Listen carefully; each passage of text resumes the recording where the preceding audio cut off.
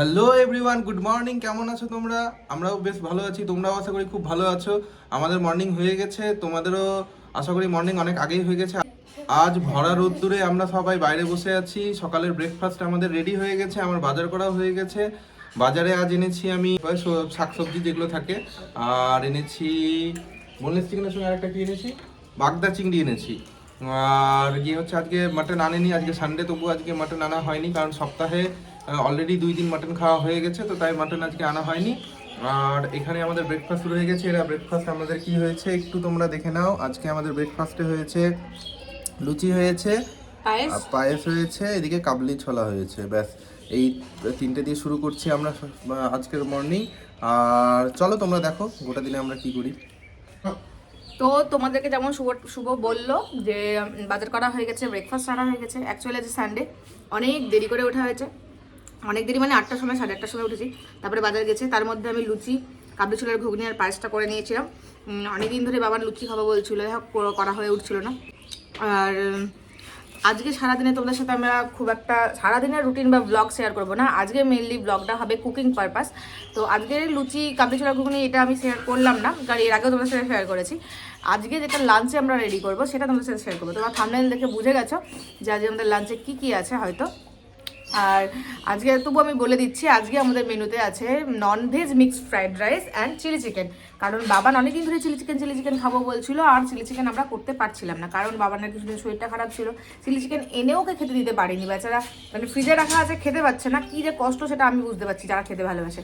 তো ও এখন মোটামুটি সুস্থ, ভালোই সুস্থ, ঠিকঠাক একদম, ঠাকুরের কৃপায়, তোমাদের ভালোবাসায়। আর ওই জন্য আজকে আমি বানাবো non veg mixed fried rice and chilli chicken. তো চলো তোমাদের সাথে আমি রান্নার রেসিপিটা দিয়ে শেয়ার করবো। তোমরা হয়তো নিজের মতো করে সবাই করে থাকো, কিন্তু আমি আমার মতো করে করবো আজকে। তোমরা অবশ্যই দেখো, পুরো ভিডিওটা মন দিয়ে দেখো। আর কার কেমন লাগলো রেসিপিটা অবশ্যই আমাদেরকে জানিও, আমার কমেন্ট সেকশনে কমেন্ট করে জানিও। তো চলো আজকে লাঞ্চটা এখন প্রিপারেশন শুরু করবো, তখন তোমাদের সাথে শেয়ার করছি ব্যাপারটা। আর আমরা এখন তাড়াতাড়ি করে ব্রেকফাস্টটা সেরে নিই। এদিকে শুভ তাড়াতাড়ি করে খেয়ে যাচ্ছে গুপ গুপ করে, আর ওয়েট করছে না আমার জন্য। বাবান তো ফিনিশ করে বেরিয়ে গেছে খেলু করতে। আর চলো চটপট তাহলে খাওয়াটা সেরে নিই। আর আজকের ঘুগনিটাতে আমি একটু নারকেল কোড়া দিয়েছি। নারকেল কোড়া আমার সবচেয়ে বেশি প্রিয় জিনিস একটা। নারকেল কোড়া না, নারকেল বস্তুটাই আমার সবচেয়ে প্রিয় জিনিস। আমার রাগ হলে আমাকে গোলাপ না দিয়ে যদি নারকেল দেওয়া হয় তাহলে আমি বেশি খুশি হই। তো আমি এখন চলে এসেছি রান্নাঘরে, তোমাদের যেমনটা বললাম লাঞ্চের প্রিপারেশনের জন্য। আর তোমাদের সাথে এখন শেয়ার করছি চিলি চিকেনের প্রিপারেশনটা। আমি যেমন সাধারণত হয় বাটিতে করে সাজিয়ে অনুভব করছি না, যেহেতু ঘরোয়া ব্যাপারটা আর আমাকে খুব তাড়াতাড়ি করতে হচ্ছে। তো তোমাদেরকে আমি বাড়িতে যেমন সবাই আমরা করি ওইভাবেই তোমাদেরকে দেখাচ্ছি। তো তোমরা দেখো কেমন করে আমি করি, কি কি দিচ্ছি তোমরা সেটাও দেখো।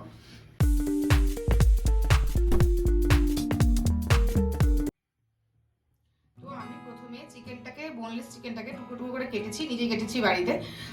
তোমরাও নিজেদের মতো বাড়িতে সাইজ যেমন খেতে চাও তেমনভাবেই করবে। তার আমি বোনলেস চিকেনকে ভিনিগারের জল দিয়ে 10-15 মিনিট ভিজে রেখেছি। আমি ডিরেক্ট ভিনিগার দিয়ে রান্না করি না, হ্যাঁ। তারপরে সেই জলটা ফেলে দিয়ে ভালো করে ধুয়ে নিয়ে ওর মধ্যে একটা ডিম দিয়েছি আর লবণ দিয়েছি আপাতত। এবার দিয়ে দিলাম একটু রসুন গুঁড়ো, এবার দিলাম আদা গুঁড়ো। রসুনটা যতটা পরিমাণে দেওয়া হয়, আদাটা তার থেকে একটু কম। রসুনটা সবসময় একটু বেশি থাকে। সয়া সস আমি এখানে ইউজ করেছি তোমার চিংসের ডার্ক যে সয়া সসটা হয় সেটা। এবার দিয়ে দেবো সামান্য লঙ্কা গুঁড়ো, সামান্য পরিমাণ মতো একটু হলুদ। এবার দিলাম একটু ময়দা, এবার দিয়ে দিলাম একটু কর্নফ্লোর। এবার আমি ভালো করে সবগুলোকে মিক্সড করে নেব।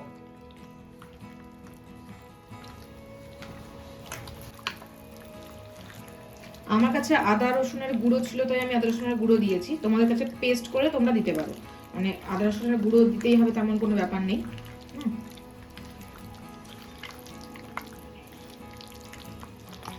আর এইগুলোকে মাখানোর পর 5 থেকে 10 মিনিট একটু রেস্টে রেখে দিতে হবে। তো আমার 10-15 মিনিট হয়ে গেছে এটা মানে ম্যারিনেট করে রাখা। এবার আমি একটা একটা করে দিয়ে ভেজে নেব। তেলটাও আমি অনেকক্ষণ আগে গরম করে রেখেছিলাম।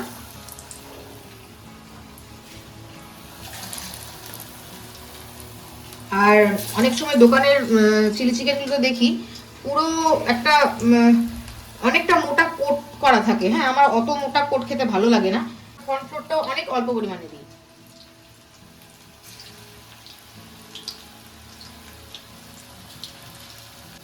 আঁচটা থাকবে একদম মিডিয়াম, না থাকবে হাই, না থাকবে লো।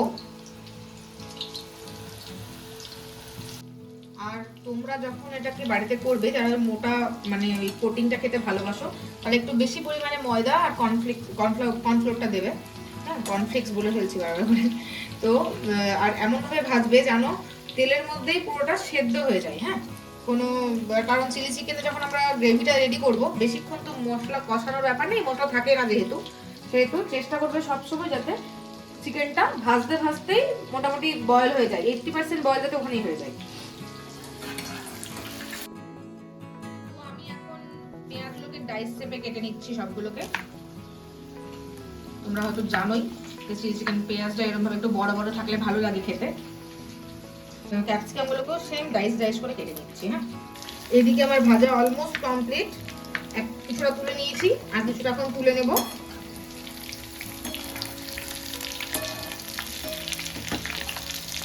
দেখে মনে হচ্ছে সেদ্ধও হয়ে গেছে।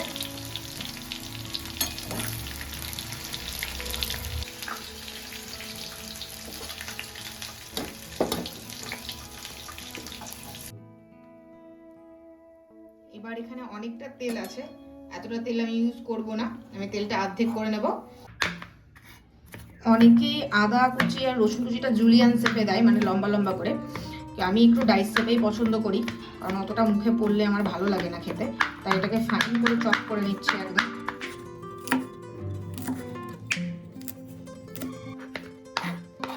একটু ধৈর্য ধরে নিয়ে চপ করে নিলে খেতে ভালো লাগে। মুখের মধ্যে যখন ছোট ছোট কুচি পড়ে না, খেতে ভালো লাগে। আর বড় বড় কুচি করলে না বড্ড যেন কেমন একটা লাগে। তেলটা আমার গরম হয়ে গেছে, আর এর মধ্যে আমি ওই আদা রসুন যে কুচি করেছিলাম সেটা দিয়ে দিলাম। নামে চিলি চিকেন, কিন্তু আমি ঠিক চিলি চিকেন হয় না, কারণ ঝাল হয়ে যায় তো, বাবান খেতে পারে না। তাই আমি খুব একটা লঙ্কা দিই না, অল্প লঙ্কা দিয়েই করি। তো এটাকে সুন্দর করে একটু ভেজে নিই। ভেজে নেওয়ার পরে একে একে পেঁয়াজটা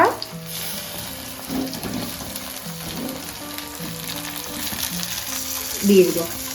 পেঁয়াজগুলো অনেকটাই নরম হয়ে গেছে, এবার আমি একটু আঁচটা বাড়িয়ে দেবো, দিয়েই ক্যাপসিকাম গুলো দিয়ে দেবো।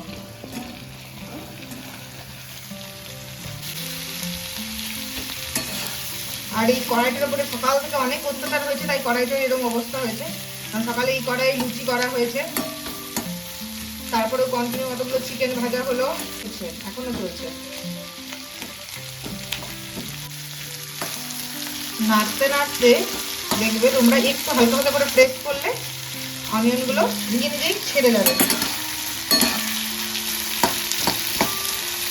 আর যাদের অনেক টাইম, তারা বসে বসে আগেও ছাড়িয়ে নিতে পারো, অসুবিধা নেই। একদম ছাড়িয়ে দিতে পারো, তাহলে তাড়াতাড়ি হয়ে যাবে। আর এক্সট্রা করে আমি ওইদিকে টাইম দিয়ে নিই, তাই এখানে একটু টাইমটা লাগছে আমার, কারণ এগুলোকে ছাড়িয়ে নিচ্ছি হালকা হালকা করে প্রেস করে করে খোঁচা দিয়ে দিয়ে। এবার এর মধ্যে দিয়ে দিব আমি সয়া সস।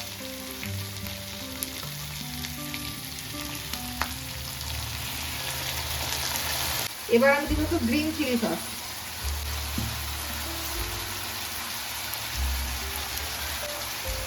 এবার দিলাম একটু টকিশালের টমেটো সস।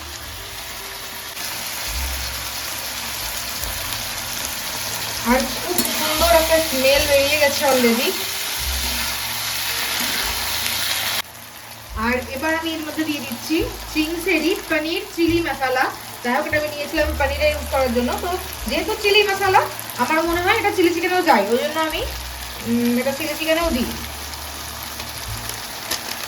এটা দেওয়ার পরেই সঙ্গে সঙ্গে আমি একটু জল দিয়ে দেবো।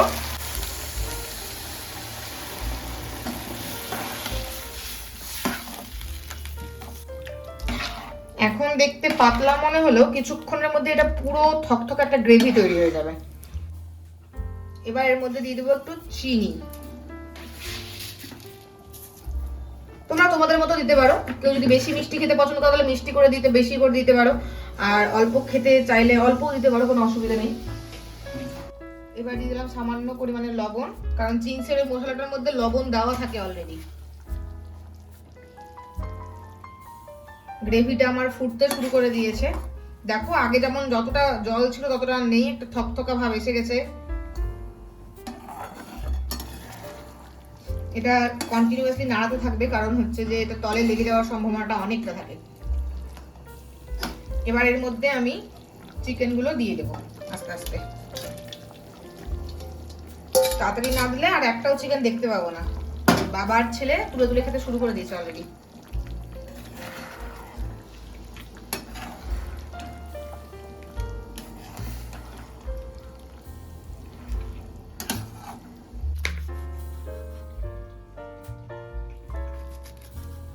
এই লঙ্কা আমি 2টো লঙ্কাকে 4টে ভাগ করছি, কারণ লঙ্কাটা আমরা খুব কম খাই।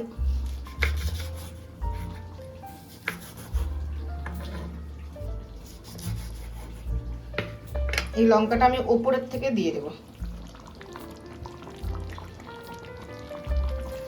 খুব সুন্দর একটা স্মেল ছড়াচ্ছে, আশেপাশের বাড়ি বুঝতে পেরে গেল হয়তো কি রান্না হচ্ছে।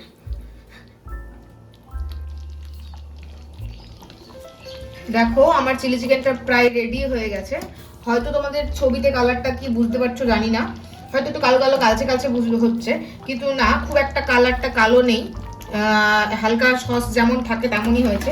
আর রেস্টুরেন্টের যেগুলো খাও সেগুলো রেড থাকে একদম, দেখতে খুব সুন্দর হয়, কিন্তু স্বাস্থ্যের পক্ষে খুব একটা ভালো না, কারণ ওতে তোমাদের রেড ফুড কালার ইউজ করা হয়। তো বাড়িতে যেহেতু আমরা খাবো একটু, তো সেই জিনিসটা মেনটেন করে আমরা করছি। আমার চিলি চিকেনটা রেডি হয়ে গেছে। এবার আমি একটু ঢেলে নেবো এটা।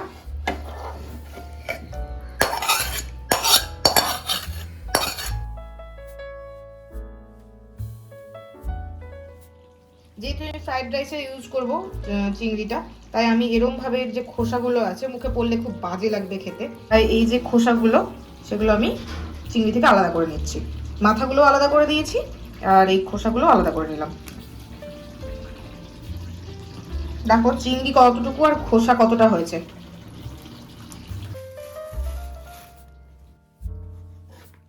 যেহেতু আমি নন ভেজ ফ্রাইড রাইস করছি, সেই জন্য আমি একটু চিকেনটাকে ছোট ছোট ছোট ছোট করে কেটে নিচ্ছি।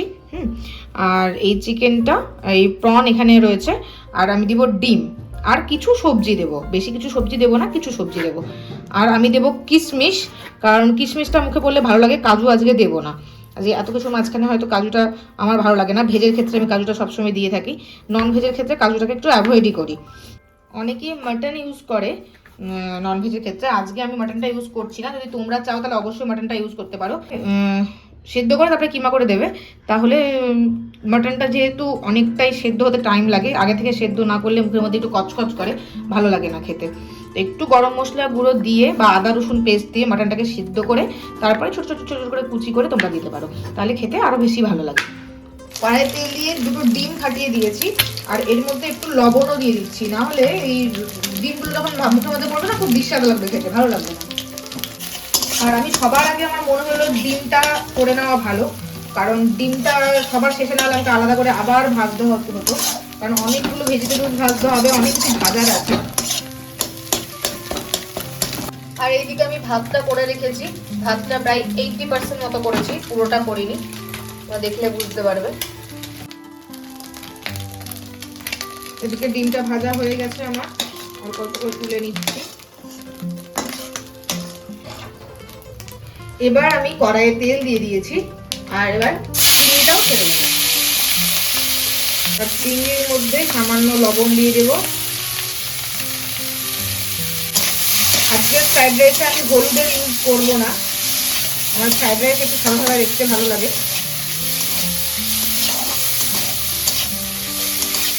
আর কিছু চিংড়িকে আমি ছোট ছোট করে কেটে নিয়েছি, আর কয়েকটা গোটা গোটা রেখেছি। পুরো দারুণ একটা স্মেল বেরিয়েছে। আর মাছগুলো দেখো কাঁচা অবস্থা কতটা বড় ছিল, আর ভাজার পরে কত টুকু হয়ে গেল। আমার চিংড়িটা ভাজা কমপ্লিট, এবার চিংড়িটা আমি তুলে নিচ্ছি।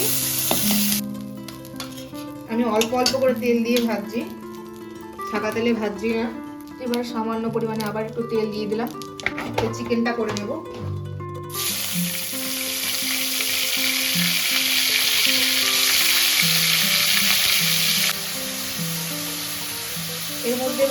অল্প লবণ, আর চিকেনের একটা একটা গন্ধ থাকে, তাই আমি এর মধ্যে দিয়ে দেবো সামান্য রসুন গুঁড়ো। এবার দিলাম সামান্য আদা গুঁড়ো। আর চিকেনের থেকে জল ছেড়ে যায়, দেখো তোমরা বুঝতে পারবে জল ছেড়ে গেছে অলরেডি। বুঝতে পারবে চিকেনটা কিন্তু প্রায় সেদ্ধ হয়ে এসছে, পুরো সাদা হয়ে গেছে এবং ছেড়ে যাচ্ছে। দেখো এই জলটা যতক্ষণ না শুকায় ততক্ষণ নিজে নিজেই ভাজতে থাকবে, নিজের জলে নিজে সেদ্ধ হবে এবং তেল ছেড়ে নিজেই ভাজা ভাজা হবে। দেখো হয়ে গেছে চিকেনটা আমার।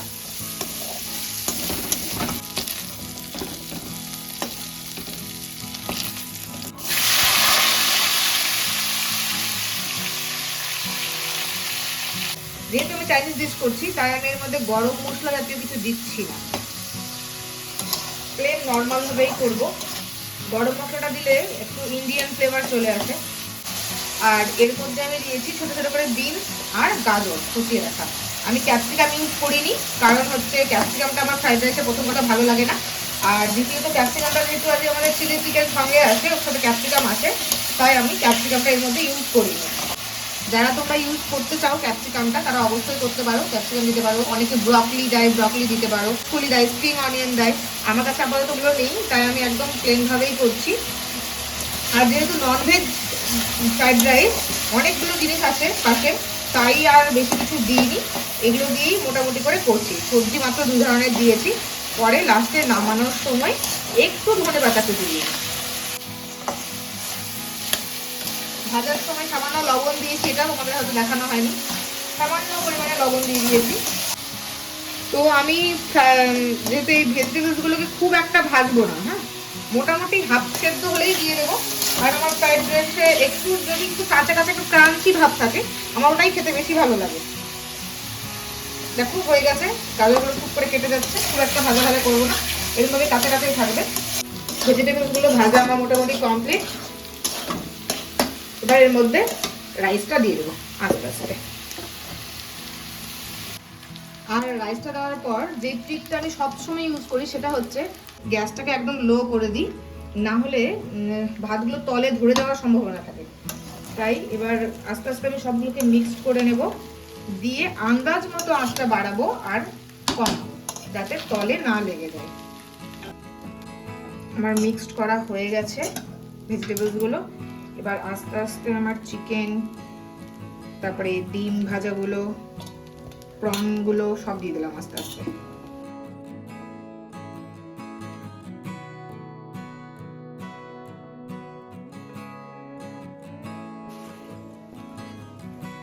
এবার রাইসটাতে সামান্য লবণ দেব,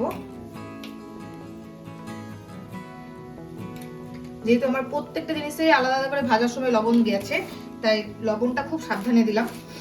আর সামান্য পরিমাণে আমি চিনি দিয়ে দেবো, খুবই সামান্য থাকবে চিনিটা। চিলি চিকেনটা আমার একটু সুইট সুইটই হয়, আর যেহেতু চাইনিজ ফ্রাইড রাইস তাই মিষ্টিটা একদমই অল্প থাকবে। এবার ভালো করে মিক্সড করে নেব।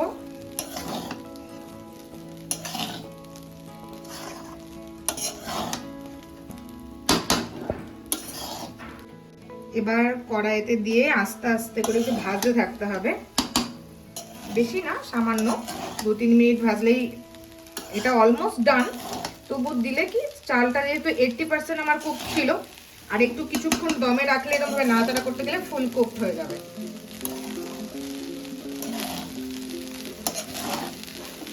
আর নাড়াচাড়া করতেই হবে, কারণ না হলে তলটা লেগে যাবে।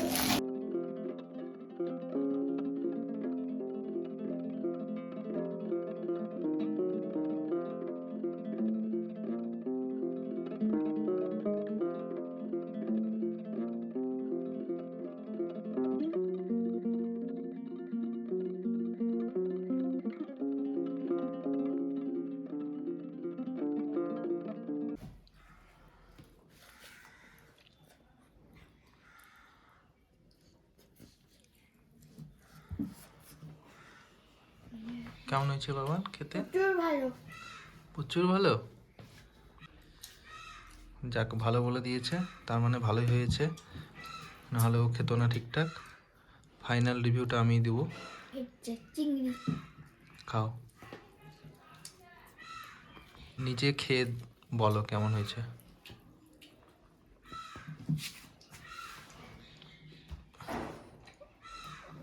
দারুণ দারুণ।